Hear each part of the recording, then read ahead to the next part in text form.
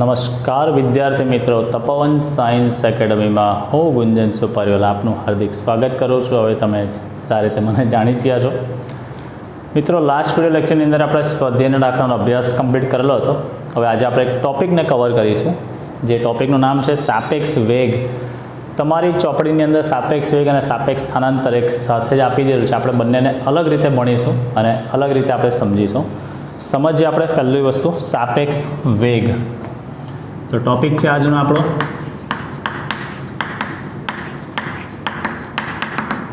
સાપેક્ષ વેગ.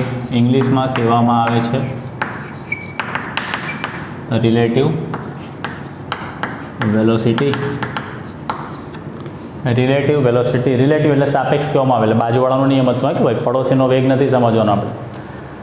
તો બેસિકલી સૌથી પહેલી વસ્તુ આપણને એ ખબર છે દીકરા કે ગતિ એ સાપેક્ષ ખ્યાલ છે. આપણે સૌથી પહેલાં જ લેક્ચરમાં એવો અભ્યાસ કરેલો હતો કે એક વ્યક્તિ પ્લેટફોર્મ પર છે, એક વ્યક્તિ ટ્રેનમાં છે. પ્લેટફોર્મ પર ઉભેલી વ્યક્તિ સી હતી, ટ્રેનમાં બેઠેલી વ્યક્તિ એ અને બી, બંને પેલું બીનું ઓબ્ઝર્વેશન કરતા હતા, એ આપણે જોઈ ગયેલા હતા. તો ત્યારે આપણે અંદાજ મેળવેલો હતો દીકરા કે ગતિ એ સાપેક્ષ ખ્યાલ છે. અને ત્યારે એ પણ આપણે ચર્ચા કરેલી કે સંદર્ભ વિના ગતિનું વર્ણન તમે કરી શકતા હોતા નથી. મેં તમને એનું એક્ઝામ્પલ કીધેલું હતું, ફરી પાછું કહું કે હું તમને એમ કહું કે અમદાવાદ 400 કિલોમીટર અંતરે છે, શું આ વિધાન સાચું છે? અમદાવાદ 400 કિલોમીટર અંતરે છે, શું આ વિધાન સાચું તમે કહી શકો? હા, ના મારા વાલા, ના. અમદાવાદ 400 કિલોમીટર અંતરે છે, આ વિધાન ખોટું છે. કારણ કે ક્યાંથી એવો પ્રશ્ન મને થાય એનો મેં કોઈ તમને જવાબ આપ્યો નથી, પણ હું એવું કહું કે સુરતથી અમદાવાદ 400 કિલોમીટર અંતરે છે, તો મેં સુરતને સંદર્ભ તરીકે લીધો અને અમદાવાદને મેં બતાવ્યું છે. એટલે ગતિ એ સાપેક્ષ ખ્યાલ છે અને સંદર્ભ વિના પદાર્થની ગતિનું વર્ણન શક્ય નથી.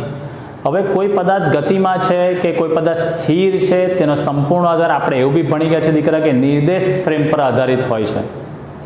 યાદ કરો, વ્યક્તિ બી ટ્રેનમાં જ હતો, વ્યક્તિ એ ટ્રેનમાં જ હતો, વ્યક્તિ સી પ્લેટફોર્મ પર હતો.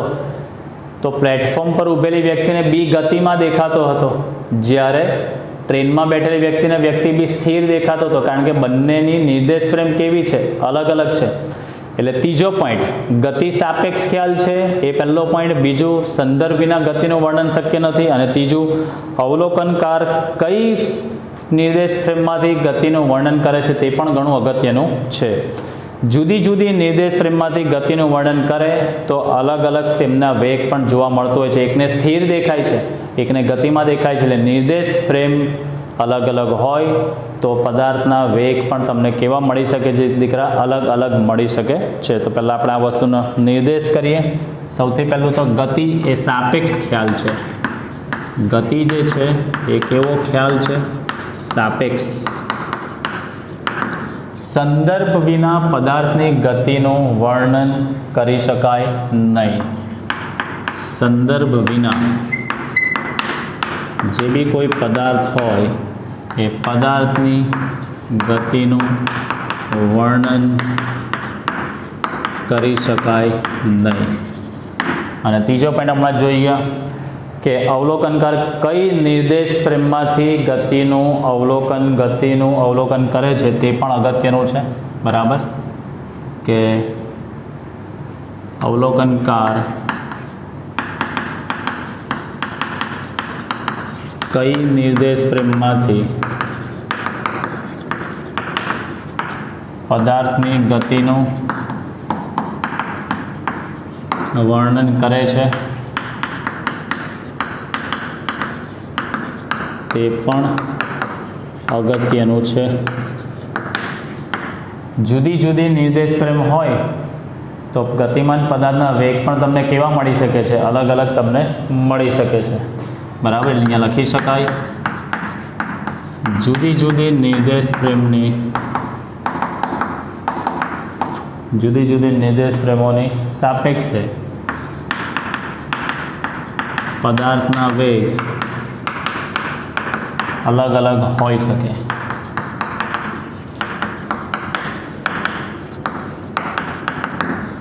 બરાબર છે. આટલી બેઝિક ઇન્ફોર્મેશન તમારી પાસે છે. આ જ વસ્તુ આપણે અહીંયા ઉદાહરણ, તમારી પાસે પેમ્પલેટમાં એક ઉદાહરણ છે, તમે જોઈ શકો છો તમારી પાસે છે કે ગતિમાન ટ્રેનની ગતિની દિશામાં ચાલી રહેલ કોઈ વ્યક્તિની ઝડપ, ટ્રેન ગતિમાં છે, એ ગતિમાન ટ્રેનની અંદર એક વ્યક્તિ ચાલે છે, તો એ અંદર ચાલી રહેલી વ્યક્તિની ઝડપ ટ્રેનમાં બેઠેલી વ્યક્તિને કેવી દેખાય? ઓછી દેખાય. પણ જે પ્લેટફોર્મ પરથી જોશે તેને કેવી દેખાશે? વધારે. હું ટ્રેન આમ જાય છે, બરાબર છે, તો અંદર એક વ્યક્તિ પણ ટ્રેનની દિશામાં ચાલતો ચાલતો જાય છે, તો મને તો બહારથી એ વ્યક્તિ દેખાય છે પ્લેટફોર્મ પરથી, ટ્રેન સ્પીડમાં જાય છે તો મને બી વ્યક્તિ તો સ્પીડમાં જ દેખાવાનો. પણ જે ટ્રેનમાં બેઠેલો વ્યક્તિ છે, ટ્રેનની અંદર બેઠેલો વ્યક્તિ છે, તેને વ્યક્તિ તો ચાલે, એની વ્યક્તિની ઝડપ કેવી લાગવાની છે? એની ધીમી જ દેખાવાની છે, બરાબર છે. કેમ? અમારા બંનેની ઓબ્ઝર્વેશનની નિર્દેશ ફ્રેમ કેવી છે? અલગ અલગ. હું પ્લેટફોર્મ પરથી જોઉં છું, પેલો વ્યક્તિ ક્યાંથી જોશે? દીકરા ટ્રેનમાંથી જ જુએ છે, બરાબર છે. ચાલો, તો અહીંયા એક ઉદાહરણ આપણે લખીશું કે ઉદાહરણ તરીકે જે પેમ્પલેટમાં છે તે જ આપણે લઈશું. ઉદાહરણ તરીકે ગતિમાન ટ્રેનની દિશામાં ટ્રેનની અંદર ગતિમાન ટ્રેનની દિશામાં ટ્રેનની અંદર ચાલી રહેલ વ્યક્તિની ઝડપ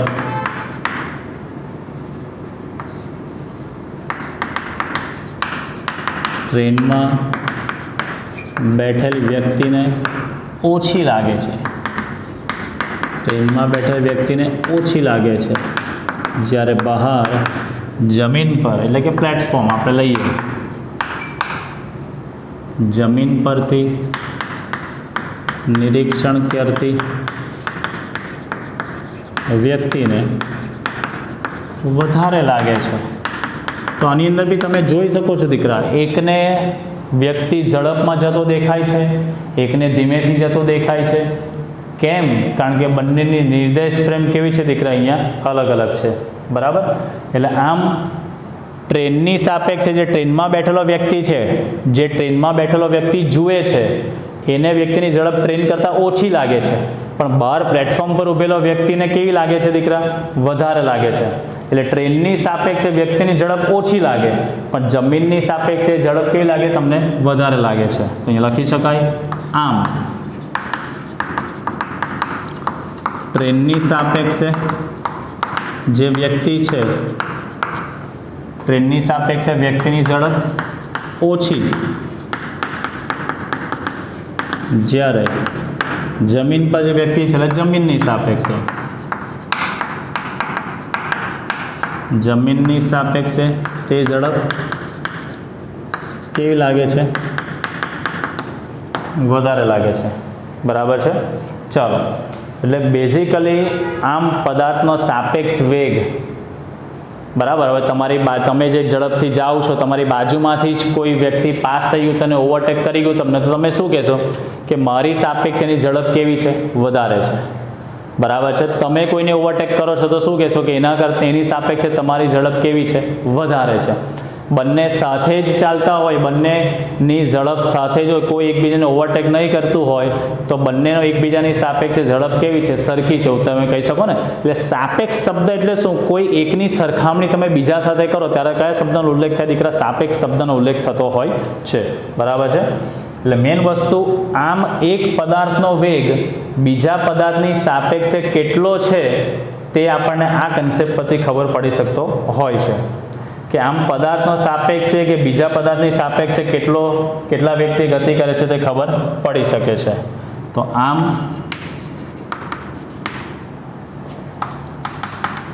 કોઈ એક પદાર્થનો વેગ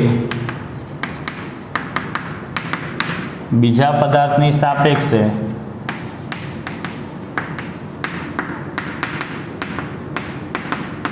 કેટલો છે તેની માહિતી સાપેક્ષ વેગ પરથી મળી શકે છે.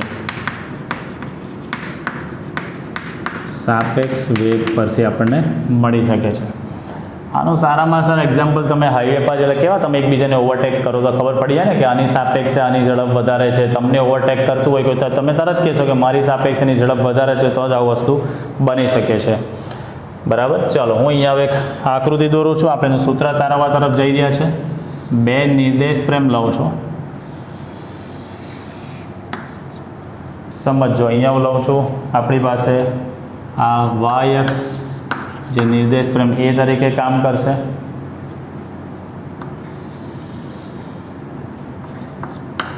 અહીંયા વાય બી જે નિર્દેશ ફ્રેમ બી તરીકે કામ કરશે. આનું બિંદુ લઈએ છીએ આપણે ઓ, આનું બિંદુ લઈએ છીએ આપણે ઓ ડેશ.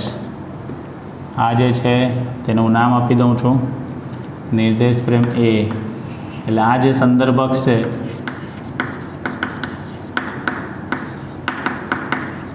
નિર્દેશ ફ્રેમ એ છે અને આ જે છે તે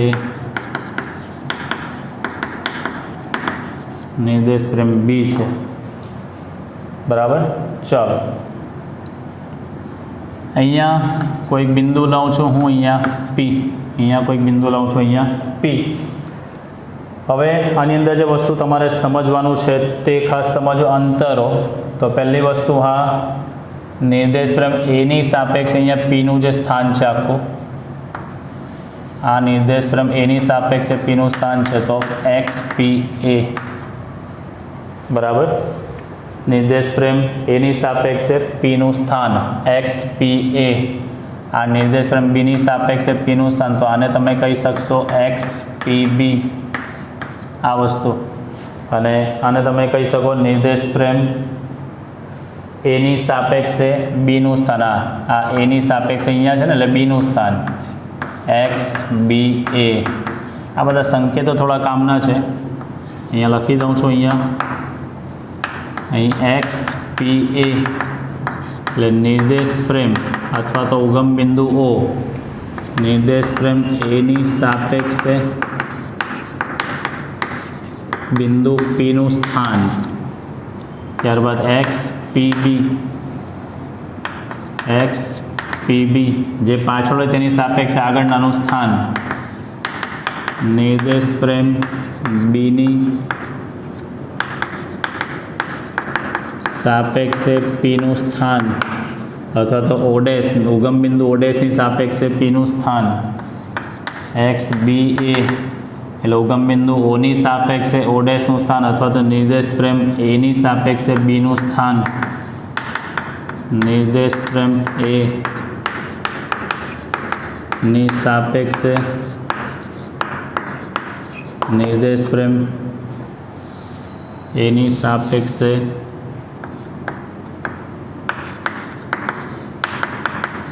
નિર્દેશ ફ્રેમ બીનું સ્થાન. હવે મેઇન વસ્તુ આની અંદર તમે આકૃતિ પરથી જોઈ શકો છો કે આટલું આખું એક્સ પી એ જે છે X P A is equal to X B A plus X P B તમે કહી શકો ને અહીંયા. બરાબર. તો આપણે અહીંયા લખી શકીએ કે આકૃતિ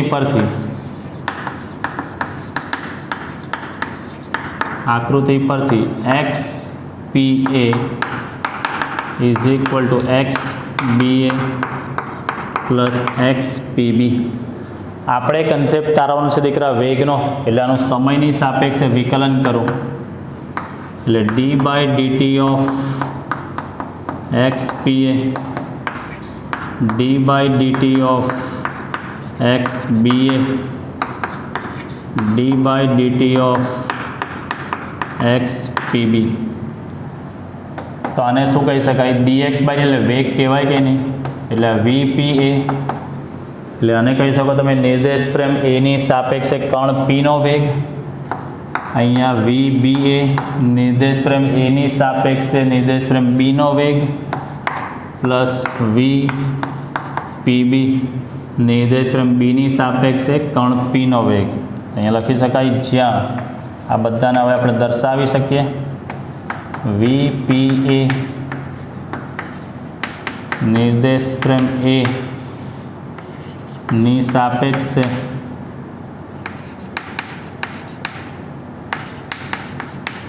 કણ પીનો વેગ વી પી બી નિર્દેશ ફ્રેમ બીની સાપેક્ષે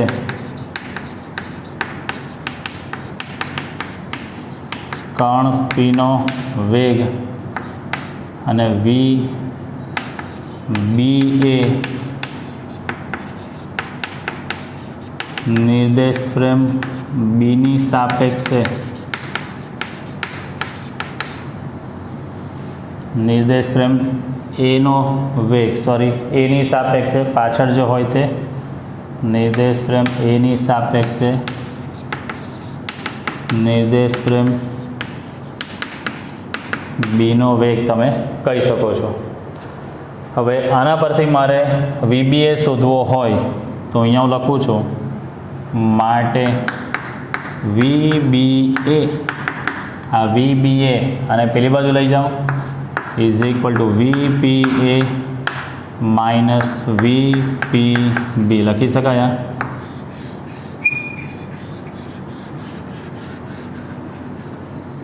વીબીએ એટલે નિર્દેશ ફ્રેમ એની સાપેક્ષે બીનો વેગ તો નિર્દેશ ફ્રેમ એનો કણ પીની નિર્દેશ ફ્રેમ એની સાપેક્ષે કણ પીનો વેગ માઇનસ નિર્દેશ ફ્રેમ બીની સાપેક્ષે કણ પીનો વેગ.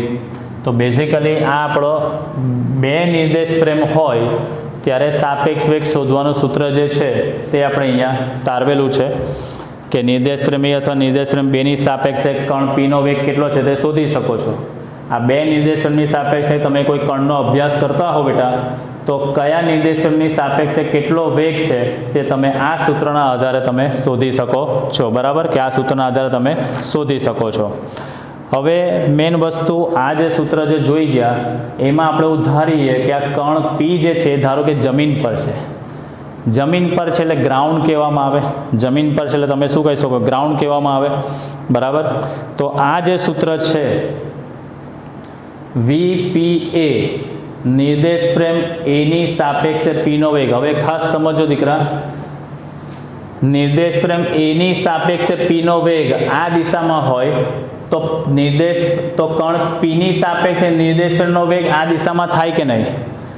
એની સાપેક્ષે બીનો વેગ આમ હોય એની સાપેક્ષે હું એ છું એની સાપેક્ષે નિર્દેશ ફ્રેમ એની સાપેક્ષે પીનો વેગ આ દિશામાં જતો હોય તો કણ પીની સાપેક્ષે એનો વેગ આ દિશામાં થવાનો કે નહીં થવાનો.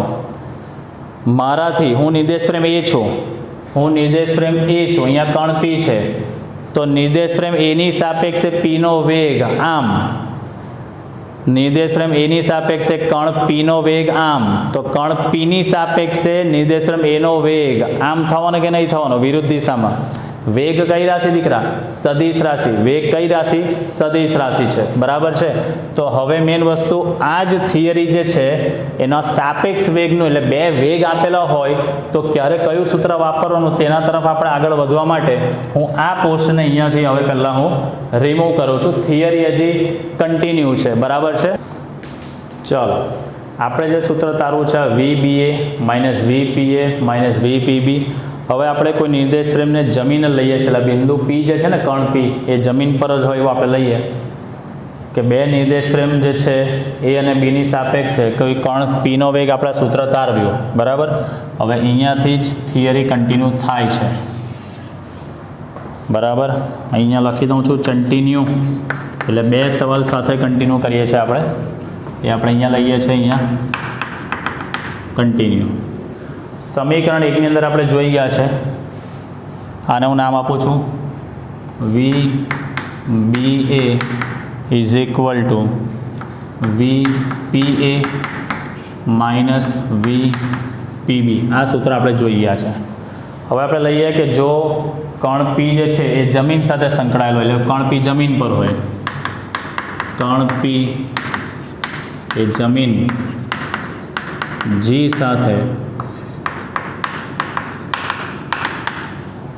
સાથે સંકળાયેલ નિર્દેશ ફ્રેમ હોય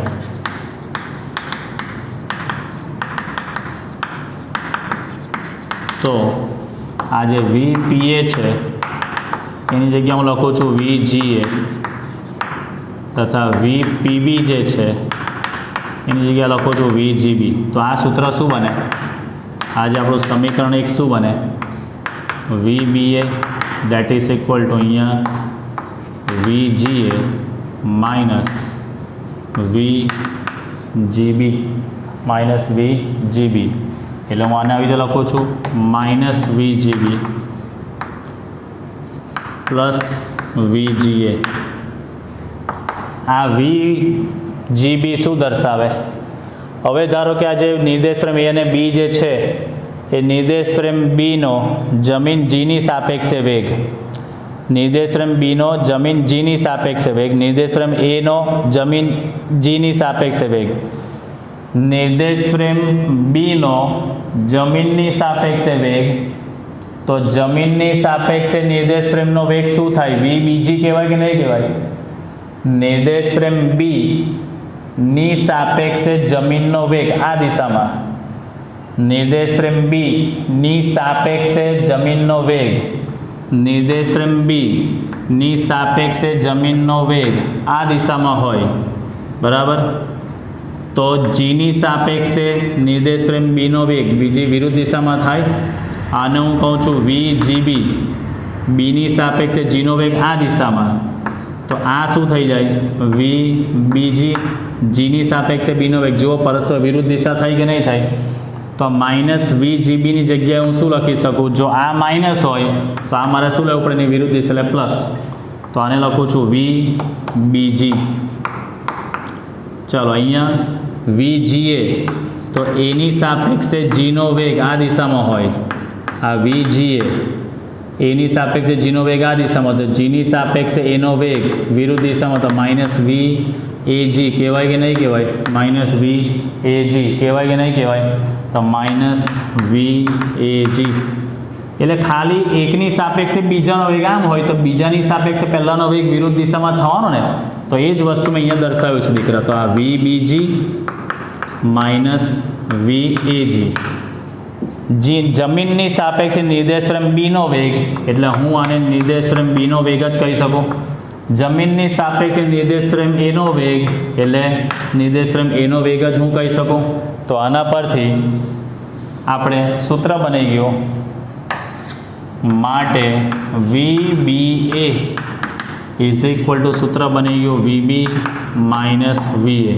એટલે આ શું કહેવાય દીકરા? કે એની સાપેક્ષે બીનો વેગ, એની સાપેક્ષે બીનો વેગ ઇઝ ઇક્વલ ટુ અહીંયા શું આવે? તો કે ભાઈ બીનો વેગ માઇનસ શું આવે ભાઈ? તો કે ભાઈ એનો વેગ, બરાબર. એની સાપેક્ષે બીનો વેગ એટલે બીનો વેગ માઇનસ તમે કહી શકો છો એનો વેગ, બરાબર. ચાલો, એની સાપેક્ષે બીનો વેગ. આ જ વસ્તુને મારે ઊંધું લખવું હોય. હવે ધારો કે મારે લખવું છે દીકરા અહીંયા એની સાપેક્ષે બીની જગ્યા હું લખું છું અહીંયા બીની સાપેક્ષે એનો વેગ, બીની સાપેક્ષે એનો વેગ. તો શું લખી શકું અહીંયા? બીની સાપેક્ષે એનો વેગ, તો જેનો વેગ હોય તે પહેલાં એટલે VA માઇનસ શું લખી શકાય અહીંયા? VB, બરાબર. એટલે આ લખવું હોય તો અહીંયા હું શું લખું? પહેલાં લખું છું કે એનો વેગ માઇનસ બીનો વેગ એટલે VAB, બીની સાપેક્ષે એનો વેગ બરાબર VA માઇનસ VB. આને આપું છું સમીકરણ 2, આને આપું છું સમીકરણ નંબર 3. ચેક કરી દો દીકરા. સમીકરણ 2 અને 3 પરથી આપણે શું કહી શકીએ ભાઈ? VAB that is equal two minus VBA થાય કે નહીં થાય? થાય ને. અહીંયા VA માઇનસ VB છે, અહીંયા VB માઇનસ VA છે. તો આ ખાસ યાદ રાખવાનું, એની સાપેક્ષે બીનો વેગ ઇઝ ઇક્વલ ટુ માઇનસ બીની સાપેક્ષે એનો વેગ. દિશા શું થઈ જશે? ઉલટાઈ જશે. એની સાપેક્ષે બીનો વેગ તો બીની સાપેક્ષે એનો વેગ. આ શું દર્શાવે? બીની સાપેક્ષે એનો વેગ, બીની સાપેક્ષે એનો વેગ, બીની સાપેક્ષે એનો વેગ ઇઝ ઇક્વલ ટુ માઇનસ દિશામાં આવો ને એની સાપેક્ષે બીનો વેગ, બરાબર. બીની સાપેક્ષે એનો વેગ તો આ એની સાપેક્ષે બીનો વેગ થઈ ગયો. તો આ તો દીકરા આખો કન્સેપ્ટ સાપેક્ષ વેગનો કે અહીંયા આપણે કણ પી લીધું. હા, સ્થાન સૂત્ર જ આપણે બનાવ્યું છે આ કે આ પહેલી વસ્તુ નિર્દેશ ફ્રેમ એની સાપેક્ષે પીનું સ્થાન લીધું, નિર્દેશન બીની સાપેક્ષે પીનું સ્થાન, અહીંયા એની સાપેક્ષે બીનું સ્થાન આ થઈ ગયું. આકૃતિ પરથી X P A is equal to X B A plus X P B આપણે લખી શકીએ છીએ. બરાબર. સમયની સાપેક્ષે આપણે વિકલન કર્યું અને વી પી એ વી પી બી ને વી બી એ આપણે લખેલું છે અહીંયા. હવે ધારો કે આ કણ પીને જમીન સાથે સંકળાયેલ નિર્દેશ ફ્રેમ જ લઈએ તો આપણી પાસે જે પીની જગ્યાએ આપણે જી લખીએ અહીંયા, તો વી પી એની જગ્યાએ આપણે લખી શકાય વી જી એ, વી પી બીની જગ્યાએ લખી શકાય વી જી બી. એટલે આ સૂત્રમાં જ્યાં વી પી એ છે ત્યાં મેં લખ્યું વી જી એ માઇનસ વી જી બી. આ માઇનસ વી જી બી પહેલાં લખ્યું પ્લસ વી જી એ. હવે મેં તમને બતાવ્યું બી નિર્દેશન બીની સાપેક્ષે જીનો વેગ, તો જીની સાપેક્ષે બીનો વેગ વિરુદ્ધ દિશામાં થાય એટલે માઇનસ હોય તો પ્લસ થાય ને પ્લસ હોય તો શું થશે દીકરા? માઇનસ થશે. બરાબર છે. પ્લસ વી જી એ છે તેની જગ્યાએ મેં લખ્યું એમાં માઇનસ વી એ જી, પ્લસ માઇનસ માઇનસ. જમીનની સાપેક્ષે નિર્દેશન બીનો વેગ એટલે બીનો વેગ જ થઈ ગયો. જમીનની સાપેક્ષે આ એનો વેગ એટલે એનો વેગ થઈ ગયો, તો વી બી એનું આ સૂત્ર આવી ગયું વી બી માઇનસ વી એ. હવે જેવી રીતે એની સાપેક્ષે બીનો વેગ તારવ્યો, ધારો કે આપણે બીની સાપેક્ષે એનો વેગ તારવવો હોય તો અહીંયા એનો વેગ માઇનસ બીનો વેગ. બરાબર. હું તમને એવું કહું, બસની સાપેક્ષે સ્કૂટરનો વેગ, બસની સાપેક્ષે સ્કૂટરનો વેગ, તો સૂત્ર શું બને? સ્કૂટરનો વેગ માઇનસ બસનો વેગ. બસની સાપેક્ષે સ્કૂટરનો વેગ, તો જેનો વેગ હોય તે આપણે પહેલાં લેવાનો.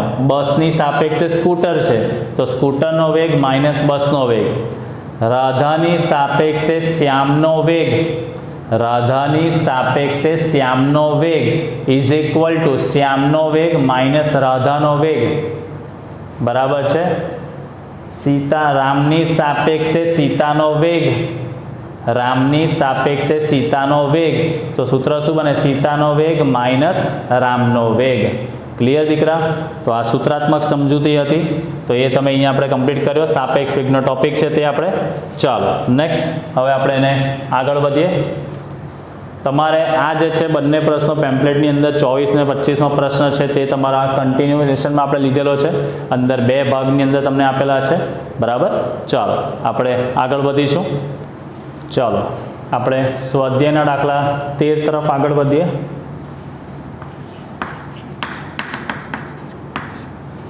સ્વાધ્યાયનો દાખલા નંબર 13. ઉદાહરણ સહિત તફાવત સ્પષ્ટ કરવામાં પહેલું એવું કીધેલું છે એ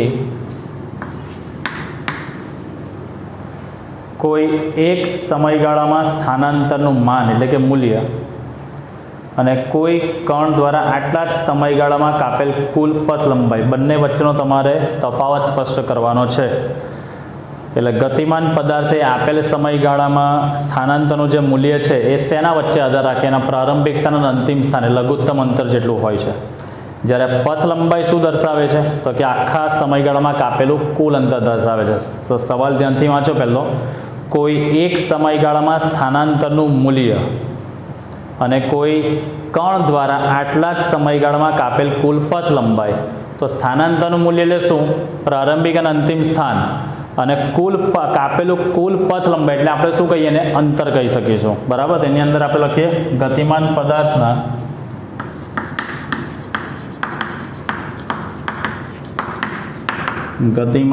પદાર્થના આપેલા સમયગાળામાં સ્થાનાંતરનું મૂલ્ય, આપેલા સમયગાળામાં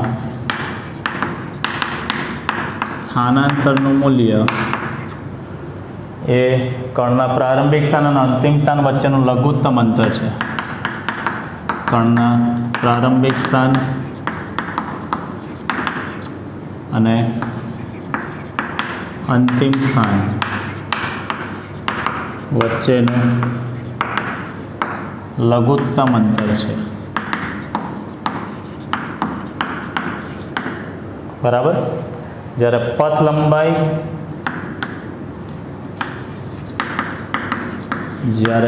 લંબાઈ એ આપેલા સમયગાળામાં કણે કાપેલું અંતર છે. એ આપેલા સમયગાળામાં કણે કાપેલું અંતર છે. ચાલો થઈ ગયું. નેક્સ્ટ આગળ આપણે જોઈએ બી બીટ સમજો, કોઈ એક સમયગાળામાં સરેરાશ વેગનું માન એટલે મૂલ્ય અને એ જ એટલા જ સમયગાળા માટે સરેરાશ ઝડપ, એટલા જ સમયગાળા માટે સરેરાશ ઝડપ એ અને બી બંને માટે એવું દર્શાવો કે બીજી રાશિ પ્રથમ રાશિ કરતાં મોટી કે તેના જેટલી છે. સમાનતાનું ચિહ્ન ક્યારે સાચું હશે આવું બધું તમને કીધું છે. ગતિને આપણે એક પરિમાણમાં જ લેવાની છે. એનો મતલબ કે કોઈક સમયગાળામાં સ્થાનાંતરનું મૂલ્ય અને અંતરનું મૂલ્ય સરખું આવી શકે. અહીંયાથી ત્યાં ગતિ કરું છું તો જેટલું સ્થાનાંતર થશે એટલું જ શું થવાનું છે, તો કે અંતર થવાનું છે. બરાબર છે. ચલો, તો હું અહીંયા આકૃતિ પરથી આપણે સમજીએ. ધારો કે અહીંયા એ છે, અહીંયા ધારો કે અહીંયા બી છે, બરાબર. અહીંયા વચ્ચે ધારો કે અહીંયા સી છે, એથી સી, સીથી બી આ તરફ આ રીતે, અને અહીંયા આકૃતિ લઉં છું એ બી, અહીંયા સી છે, એક આમ એક આ રીતે છે. ચલો, ધારી લઈએ આપણે કે કોઈ એક પદાર્થ ટી સમયમાં મેન વસ્તુ પહેલાંમાં ગતિ કરીને એથી બી પર જાય છે, એથી બી પર જ, તો જેટલું સ્થાનાંતર થશે એટલું જ શું થવાનું, એનું અંતર થવાનું. પહેલી આ આકૃતિની વાત કરું છું, પહેલી આકૃતિની અંદર હું જે વાત કરું છું, ધારો કે કોઈક પદાર્થ છે, ધારો કે કોઈ પદાર્થ ટી સમયમાં ગતિ કરીને એથી બી પર જાય છે, ટી સમયમાં ગતિ કરીને એથી બી પર જાય છે. તો આ ગતિ માટે સ્થાનાંતર બી કેટલું થવાનું, એ બી જ થવાનું, અને અંતર બી કેટલું થવાનું, એ બી જ થવાનું.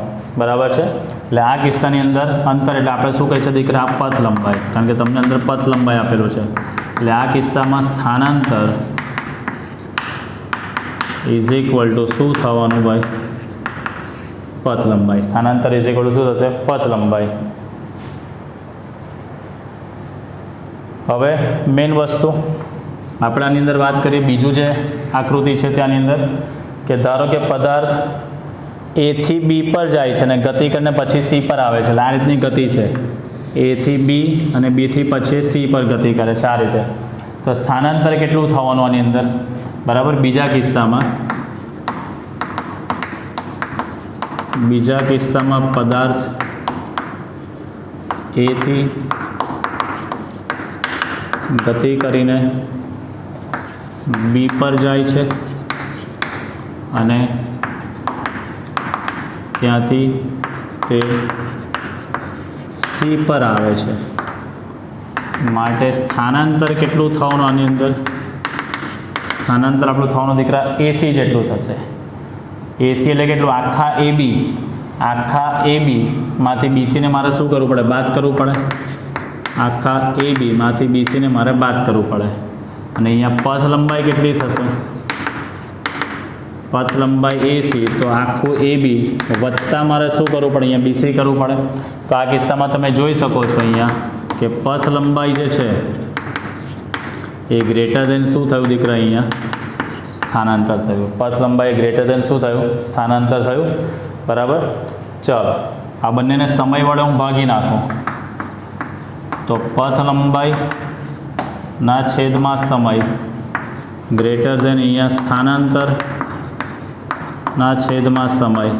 તો પથ લંબાઈના છેદમાં સમય એટલે આ શું કહી શકાય, સરેરાશ ઝડપ ગ્રેટર દેન શું આવ્યું દીકરા, સરેરાશ વેગ. બરાબર છે. ચાલો, અને અહીંયા બી તમે રીતે ભાગો તો સરેરાશ ઝડપ ઇઝ ઇક્વલ ટુ સરેરાશ વેગ આવશે અહીંયા. બરાબર. અહીંયા તમે આ લખી શકો છો, સમય વડાને તમે ભાગો તો અહીંયા લખી શકો સરેરાશ વેગ સ્થાનાંતરના છેદમાં સમય સરેરાશ વેગ ઇઝ ઇક્વલ ટુ સરેરાશ ઝડપ. એટલે ઝડપ જે છે એનું મૂલ્ય વેગ જેટલું કે તેના કરતાં મોટું હોઈ શકે છે, ઓછું શક્ય નથી. એ આપણે થિયરીમાં પણ ડિસ્કસ કરી ગયા છીએ. બરાબર છે. ચાલો, દાખલાને જે દોરેલું છે તે દોરીને તમારે એને નોટ કરવાનું છે. હું અહીંયા સાઈડ પર ઊભો રહું છું જેથી તમે વિડીયોને પોઝ કરીને જરા લખી શકો.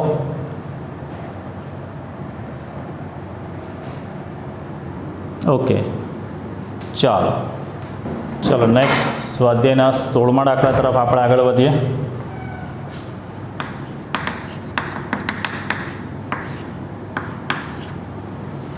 ચાર આલેખ આપેલા છે, એમાં તમારે બતાવવાનું છે કે કયો આલેખ એક પરિમાણીય ગતિ કરતા કણ માટે શક્ય નથી.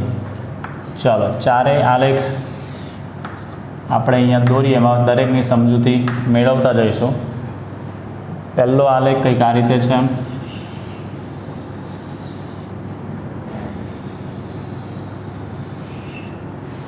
આવી રીતનો કંઈક આલેખ આપેલો છે ને, આ રીતે આલેખ આમ, ત્યારબાદ આ રીતે છે અહીંયા એક્સ વિરુદ્ધ ટીનો આલેખ છે. તો આની અંદર તમે જોઈ શકો છો એક પરિમાણીય ગતિ એટલે શું કે કોઈ એક ચોક્કસ સમય પદાર્થનું એક જ સ્થાન તમને મળે. કોઈ એક ચોક્કસ સમય પદાર્થનું તમને એક જ સ્થાન મળે તો અહીંયા આપણે જોઈ લેવાનું કે એક જ સમય એક જ સ્થાન મળે છે. ધારો કે અહીંયા આ હોય કોઈક સમય પસંદ કરું છું, અહીંયા હું આલેખ પર લંબ દોરું છું, તો આ આલેખ પરથી મને એક સ્થાન અહીંયા બી આમ મળી શકે છે. અને આગળ લઈ જાઉં તો જુઓ તમે અહીંયા બી એ જ સ્થાન મળે છે. એક જ સમયે ગતિમાન પદાર્થના તમને કેટલા સ્થાન મળે છે? અહીંયા 2 સ્થાન મળે છે, જે એક પરિમાણીય ગતિમાં શક્ય નથી. બરાબર, તો આની અંદર લખી શકાય કે સમયના કોઈ એક મૂલ્ય પર કોઈ એક મૂલ્ય માટે 2 સ્થાન મળે છે, જે એક પરિમાણીય ગતિ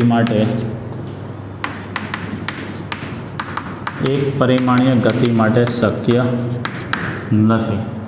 બરાબર છે, એટલે આ આલેખ જે છે એક પરિમાણીય ગતિ દર્શાવતો નથી, માટે આ આલેખ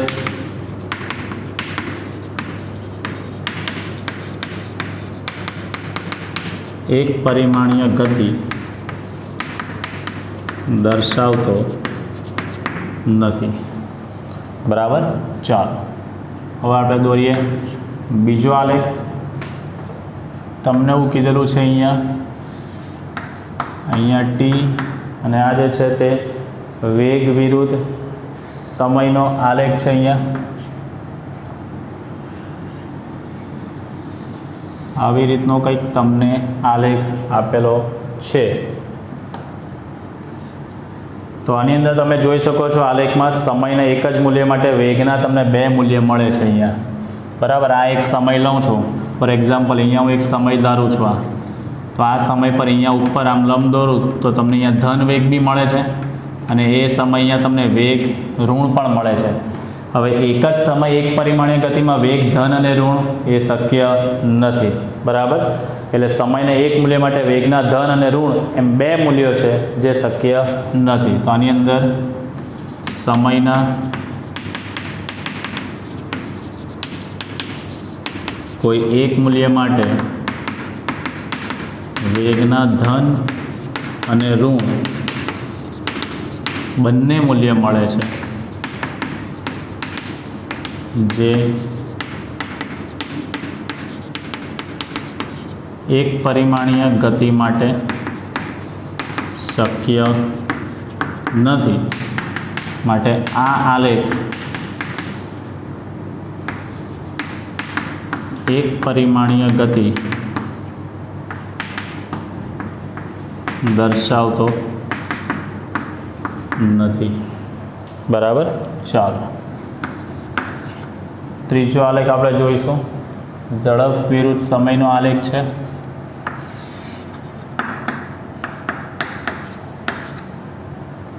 આલેખ કંઈક આવી રીતનો આપેલો છે એકદમ. હવે તમે જોઈ શકો છો કે અહીંયા કોઈ એક ચોક્કસ સમય પર તમે જોશો તો ઝડપ અહીંયા આ ઋણ બી છે, અહીંયા આ નેગેટિવ અક્ષ કહેવાય ને. બરાબર, તો આની અંદર તમે જોઈ શકો છો કે ઝડપ અહીંયા ઋણ બી મળે છે. અહીંયા જુઓ, અહીંયા આ સમય અને અહીંયા આ જુઓ આ સમય ઝડપ અહીંયા તમારી ઋણ પણ નીચે આવે છે. તો અહીંયા લખી શકાય અહીં સમયની સાથે ઝડપનું મૂલ્ય ઋણ મળે છે. જે એક પરિમાણીય ગતિ માટે શક્ય નથી, માટે ત્રીજો આલેખ, આ આલેખ પણ એક પરિમાણીય ગતિ દર્શાવતો નથી. બરાબર. ચાલો ચોથો આલેખ આપણે જોઈએ. પથ લંબાઈ વર્સિસ સમયનો આલેખ છે.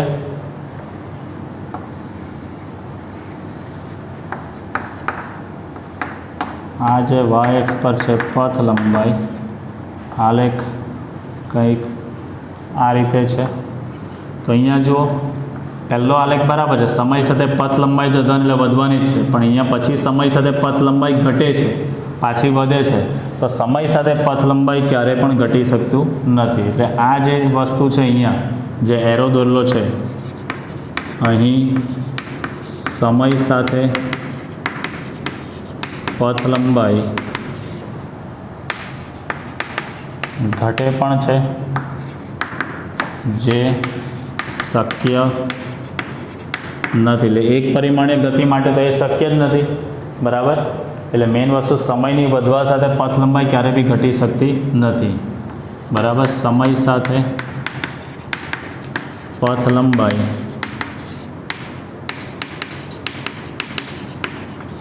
ક્યારે પણ ઘટી શકે નહીં, માટે આ આલેખ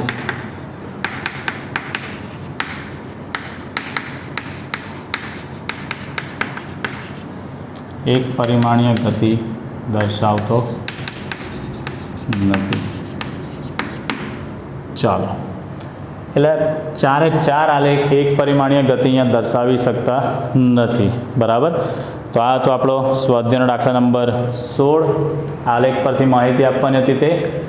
તો આ આકૃતિ પરથી જે સમજૂતી લખી છે તે તમારે નોટબુકમાં વ્યવસ્થિતતાથી આજના બંને દાખલા પ્લસ સાપેક્ષ વેગનો કન્સેપ્ટ નોટબુકમાં તમારે સારી રીતે મોડે કરીને લખવાના રહેશે.